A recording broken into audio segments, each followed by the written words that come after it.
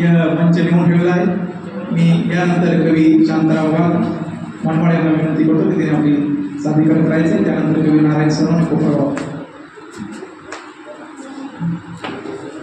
नमस्कार, मी कवी शांताराव वाघ मनमाड। माझ्या कवितेचं शीर्षक आहे सायराट। तरुणाईच्या उंबरठ्यावर एकमेकांचा जिव्हाळा, उमेदीच्या काळात पंख फुटतात प्रेमाला। सुरुवात होते जीवनाच्या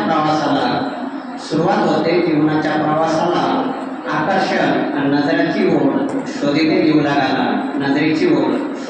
लागाला, तेव्हा प्रेम जडते जीवनाला, जेव्हा मनात जागा देतात कोणाला, तेव्हा प्रेमाचा सायराट नजरेत भरला। भेटीची आतुरता लागते मनाला, वाट पाहता क्षणाला। मनाचा खेळ कधी न उमलला, हृदयाचा ठोका वेळ लावी जीवाला। मनातल्या भावना छळवतात तरुणाईला।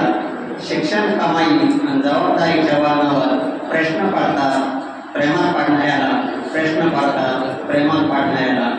समजणार कसं हे आजच्या घडीला, सायराट होऊन बळी पाडणाऱ्या पिढीला।